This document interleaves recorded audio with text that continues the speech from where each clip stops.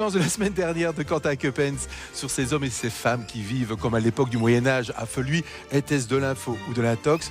Ou bah, c'était de l'info. Et ce soir, Quentin nous raconte une autre histoire abracadabrante. Est-ce de l'info ou de l'intox? Tu regardes? C'est maintenant. Mais c'est pourtant tout naturel, Jacques. Les drones, c'est dépassé. Imaginez avec le froid, les batteries se déchargent. Avec le vent, ils tiennent pas le cap. C'est beaucoup trop dangereux sur les pistes. Alors que l'aigle, c'est une solution naturelle. Et lui, au moins, malgré le vent, malgré les intempéries, il sait voler. Comme moi aujourd'hui avec le wing jump. C'est une nouveauté de cette année. Et ça permet non pas de voler, mais de sentir beaucoup moins son poids sur les pistes. Ça allège et on est beaucoup moins fatigué. C'est parti! C'est comme l'oiseau! C'est le costume idéal pour rencontrer Jacques Olivier. Personnage très connu en Savoie-Mont-Blanc, il est le premier fauconnier à apprendre le métier de caméraman à des aigles géants un peu comme moi. Et ça, c'est tout un art. Salut Jacques Olivier! Salut Quentin.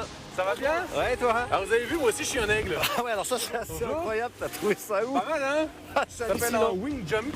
Ouais. C'est un truc qui permet de voler. Voilà, mais il m'en manque juste la caméra. Ouais, ça par contre, nous on l'a. On n'a pas vu tous les jours des comme ça. Regarde bien. Tu vas voir. Viens là mon pépère. Le plus gros aigle d'Europe. Un oiseau qui a disparu de France. Depuis près de 200 ans, on les a massacrés au 19e siècle parce qu'on avait considéré que c'était des espèces nuisibles. Alors ce qui est dingue, c'est que ton travail consiste aussi à lui réapprendre à voler, parce qu'il n'a pas l'habitude. Ouais, c'est une espèce, c'est un oiseau qui est né en captivité. Et moi, une grande partie de mon travail, avant de pouvoir filmer, c'est de leur apprendre à voler. Ça peut paraître bizarre, mais pour ce faire, je vais utiliser plein de techniques différentes pour aller dans le milieu naturel avec eux, que ce soit du kayak, que ce soit du parapente, que ce soit du ski. L'idée, c'est de leur demander de me suivre et de leur apprendre à voler ainsi. Enfin bon, c'est pas tout ça, mais il y a du boulot sur les pistes aujourd'hui. Allez. On nous passe des commandes pour filmer aujourd'hui à travers le regard de l'aigle. Parce qu'évidemment, on peut le mettre dans tous les milieux, si tu veux, qu'il y ait du vent, qu'il y ait même un peu de neige, une chose comme ça. Ça n'arrête jamais un aigle, hein. C'est un oiseau sauvage, il est fait pour voler dans ces conditions-là. Et là, on voit par exemple des images de Dubaï, où c'était quoi, une commande d'un émirat? Ouais, c'était la commande du prince de Dubaï qui voulait absolument faire filmer son émirat par un aigle. Et donc, il nous a demandé de partir depuis la plus haute tour du monde, à Burj Khalifa, à 830 mètres d'altitude.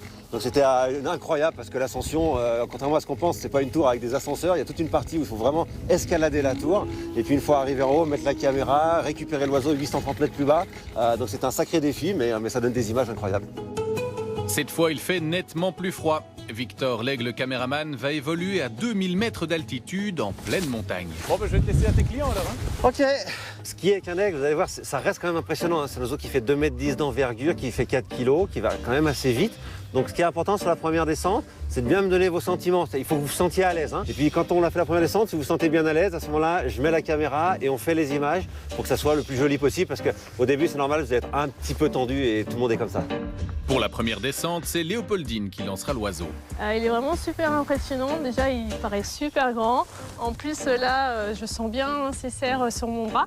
Et puis le bec, si près de mon visage, ça fait quelque chose.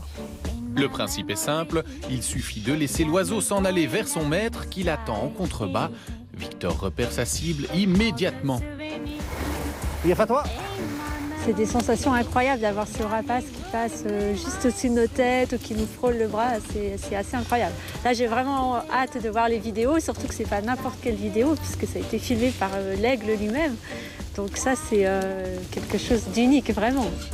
Tout comme cette petite caméra conçue uniquement pour Victor, une technologie de pointe sur mesure.